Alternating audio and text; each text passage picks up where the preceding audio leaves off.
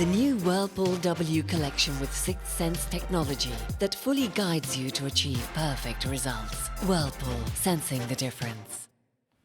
You're very welcome back. If you wouldn't mind stopping your chat, we're live on the telly, lads. It's been a while since we let him run amok in the kitchen, so we thought we'd let him take over again today. What are we thinking, Ado? Yeah. What are we smelling? Sorry, we were just talking about the Champions League, but we're cooking now, Simon. We are, and you know, we're doing...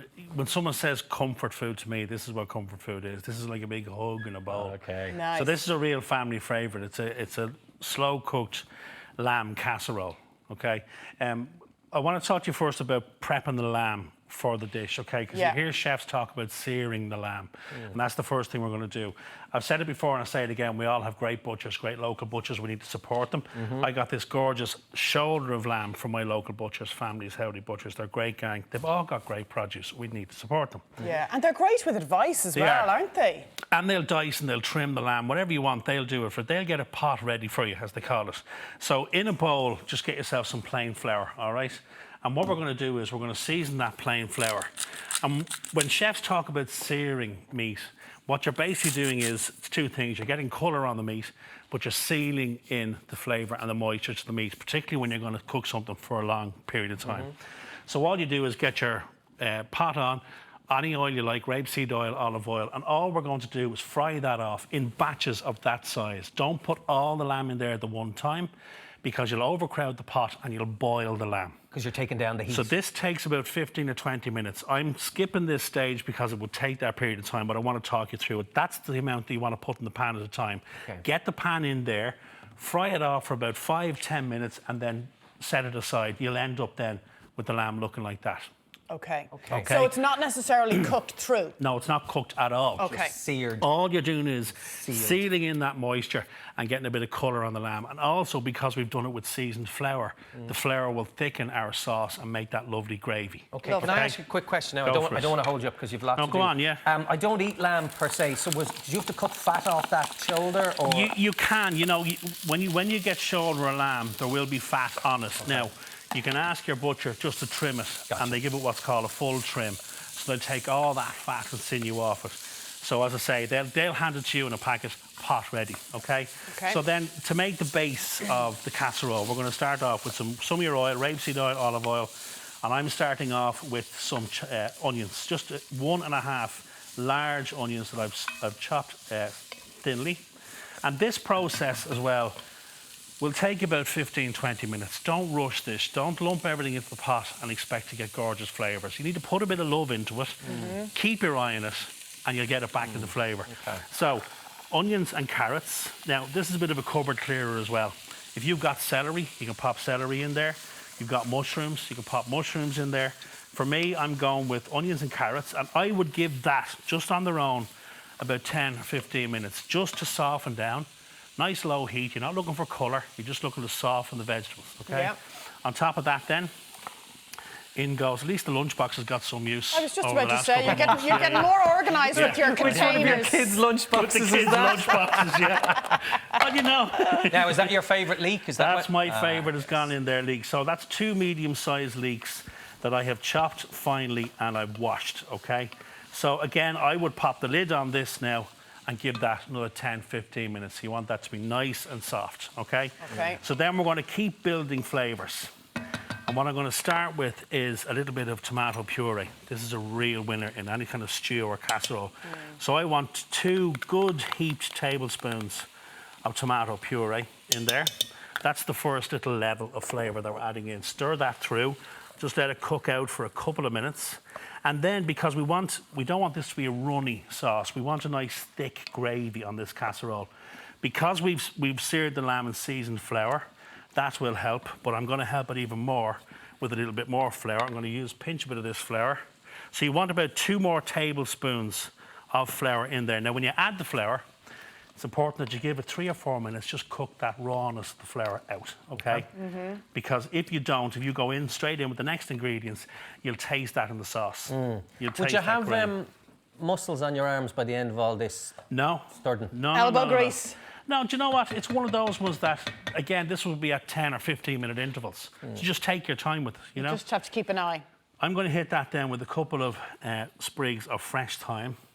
And I'm going to put in a couple of pinches of freshly chopped parsley, which I got from my neighbour's garden. Lovely. Aoife, thank you very much. Does she know about it? She does now. Morning, Aoife. Yeah, good morning, Aoife. So I have some parsley. Wouldn't surprise me at all, would it? On the way to the car. Up on the wall. Oh, I forgot the parsley. Aoife has some. So we have some parsley and fresh thyme gone in there. And then we're going to add in our wet ingredients. So a nice glass of red wine. Okay. Don't be worrying about that now in terms of the kids, because we're going to cook this over an hour and a half, 2.5 hours.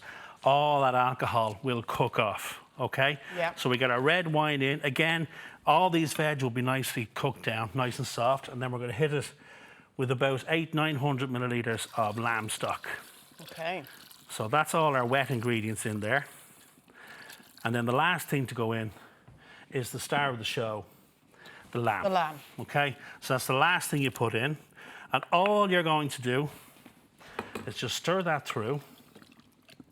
And you're going to pop a lid on it. And it's one of those dishes that you're looking for at least an hour and a half, 2 hours of a cook on this.